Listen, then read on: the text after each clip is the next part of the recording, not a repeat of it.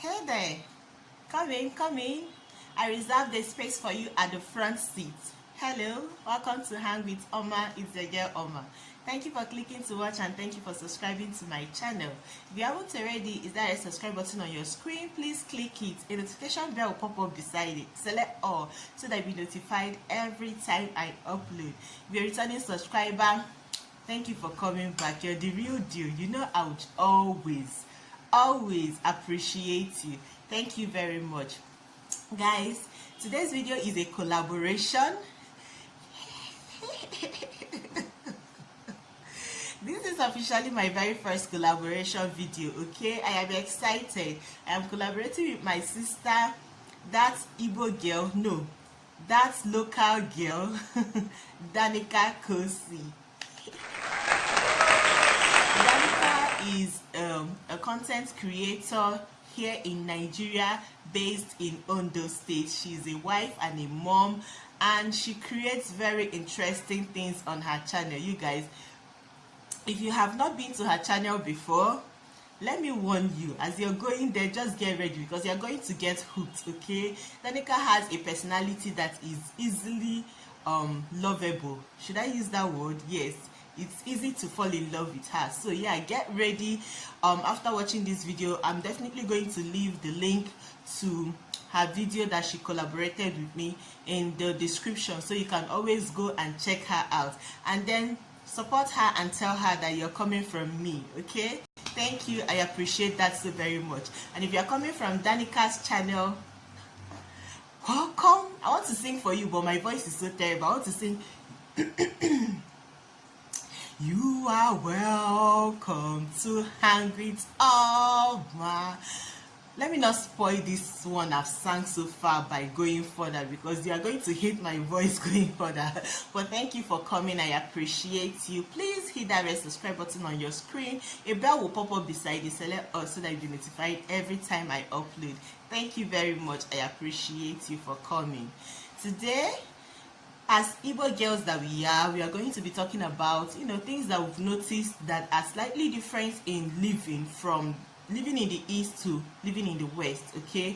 I was born in Abia State, okay? My parents are from Anambra, so I spent a lot of time in Anambra State, and I'm married to Enugu. So I'm all around an Igbo girl, okay? I'm an Easterner, okay? I've spent reasonable amount of time in every single eastern state, in all 5 of them. So I can't be more Igbo than I already am. I don't know if that makes any sense. I can't be more Igbo than I already am. With that being said, I am currently living in the western part of Nigeria, precisely Lagos, Nigeria. And before I moved to Lagos, Nigeria, I've spent a little bit of time in Ado Ekiti. Okay, I spent my service year there, and a few other western states that just few like brief visits and come out, like Ogun State, Abeokuta, and Ibadan, yeah. So, but this video is not for me to tell you where I've been to. It's just for me to share my experience living in the east and living in the west, like things I've noticed that are kind of different. Let's just get started. The first thing, of course, is gonna be the language. Being an Igbo girl in the east, on the streets, when you want to get something, you can easily just say, how much is this in Igbo? I want my change, or I want to stop here. When you're in public transport, you can always say it in Igbo, believing in your heart that most of, like 80% of the time, you're talking to a fellow Igbo person, or someone that have lived so long in the east that they understand and speak Igbo.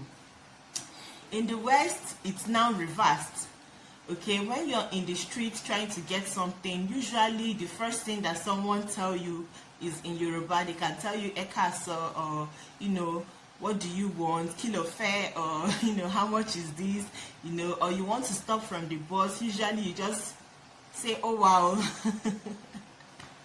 I'm learning small, from staying here. Yeah. So if you do not understand Yoruba and you go to the markets, it can be a little bit uneasy for you, because most of the time the first word people greet you with is in Yoruba. When I was 7, most of the time when you go to the market, you see elderly people that understand very little English and don't really speak much. So just know that it's Yoruba they are going to be talking to you. You have to put your ear to the ground and pick one or two words that you understand to make the sentence make sense for you, so that you can reply them. You know, if not, you're going to have a difficult time blending into the society or surviving into the society. Yeah, so language is always the first. Second off, I'm going to be talking about bargaining in the market. Bargaining in the market, you guys. In the East, you can ask for the price of an item and they tell you, let's say for example, they tell you this is 1,000 naira, and you bargain, and at the end of the day you get it for maybe 500 naira. In the West, don't even try it. Don't even try it. Chances are, if they tell you that that item is 1,000 naira and you want to bargain and you now price it 500 naira, they are going to abuse you. Olori this, Olori that. Did you think I stole it? I don't know. Because I don't know, they don't margin up as much as the Easterners do. I feel that people in the West, they don't add a lot of margin so that they can make excessive profits. I don't know if what I'm saying makes sense. In the East, something can worth 500 naira and they'll be telling you that the price is 1,005. You even yourself, you'll be shocked. Okay, so yeah, it's a common thing in the West. So I usually, when people tell me prices that I am sure it is way above the price something is meant to be, and I know that the person is from the West, I'm like, should I bargain? Because I don't want anybody cursing me, okay? I don't have strength for wahala. Okay, the third one is close to the second one, still has to do with the market. Okay, in the East, when you go to the local market, bush market or the village market, usually you just go buy your items and you go home. The West is the first time, in the first place that I went to a local market, and after buying things very, very affordable, they tell me that I have to pay for the ground fee. I'm like, how? You have to pay for the ground, for matching the ground in their community. So you buy pepper, you're paying for ground for buying that pepper. You buy tomatoes, you buy onion, you buy crayfish. Most of the time, things in that market is very, very affordable.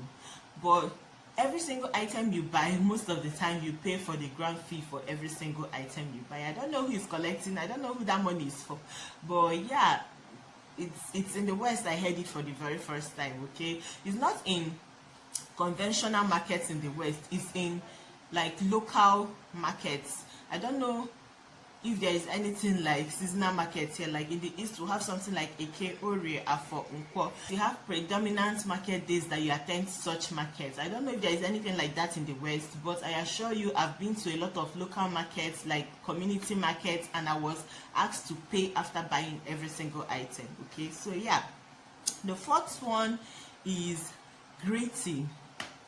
You guys, I have been put in not terrible situations but very uncomfortable situations so many times.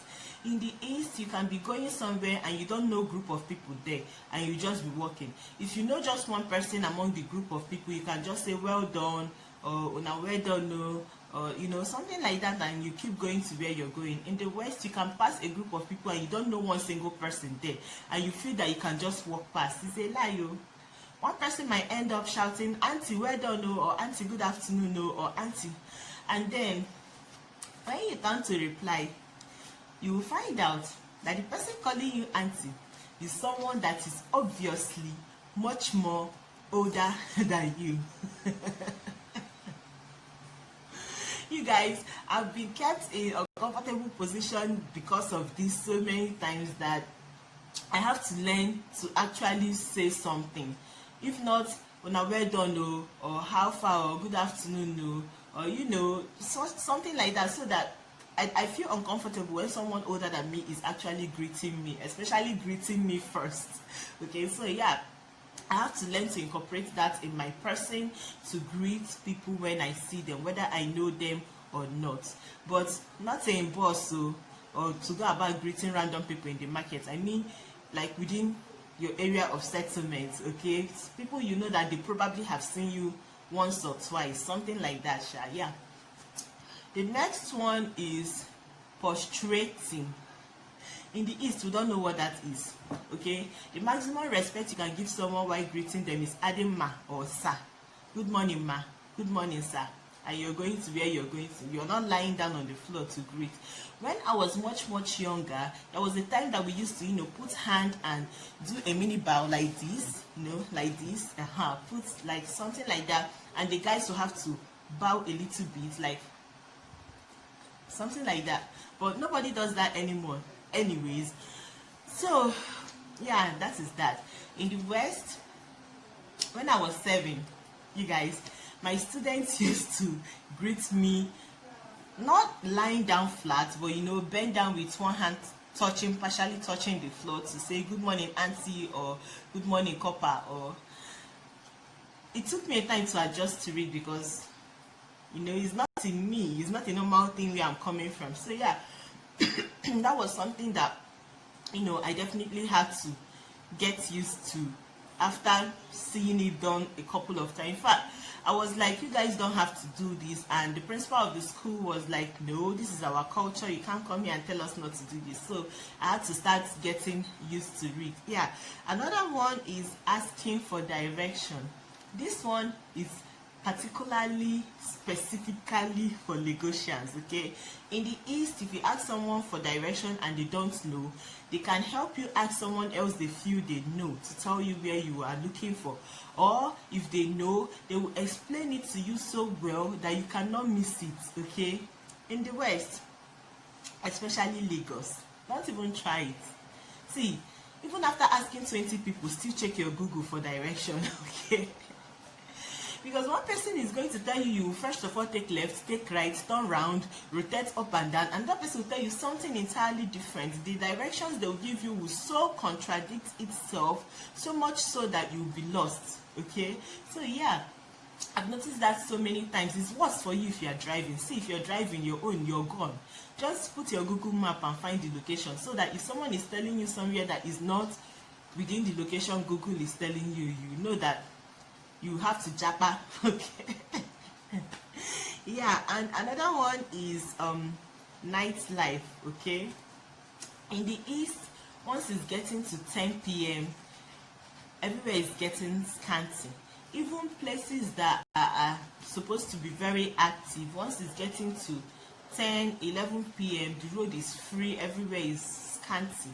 Lagos has nightlife. Okay, 10 p.m, 11 p.m, 12 p.m, even up to 1, 2, there are places that you still see people moving about with reckless abandon, like nothing, like it's dark and so what. So yeah, Lagos have more nightlife. It's not like the night is going to be normal like the day. Of course, it's going to be scanty, but you will still see movement and you still see people every now and then. It's almost non-existent in the East, let me put it that way. So yeah, next to the nightlife is night market. The first time I saw a market that is actually certified by the government to actually run through the night, yes, you heard me right, the market will open maybe by 7 p.m. and run through the night. And I keep asking, so if you come here by 12 a.m, they'll say yes, you see someone and you buy things. Not someone, you see people and you buy things. I'm like, so 3 a.m, now around 4-5 markets go they close. But if you come from 9-10, markets go they bubble, people go they sell meat, fish. I'm like, are you serious? They said yes. I had one very close to where I was staying back then, and they were like, this is not the only night market, so there are different night markets located at different places. I'm like, what a wow. It was the news to me. Okay, I was shocked. So yeah, that was something else that is a surprise, or I had to adjust to that piece of information, that people actually have markets that run strictly at night, and people go there and do their buying and their selling. I don't even want to think of the things that Igbo mothers are going to tell you that happen in that market. I don't even want to think of the things that Igbo mothers are going to tell you. If you have an idea of what an Igbo mother will tell you that will be happening in that market, please let me know in the comment section. Okay, let's share. Okay, if you watched this video up until now, thank you for watching. Please do not forget to support my sister by following the link in the description to go to her channel, Danica Kosy's channel, to view her own collaboration, like her video, subscribe to her channel, and tell her that you're coming from me. Okay, if you watched this video up until now, thank you for watching. I appreciate. Please don't forget to give me a thumbs up, and if you haven't, please subscribe to my channel. Thank you very much for watching, guys. I'll see you in my next one.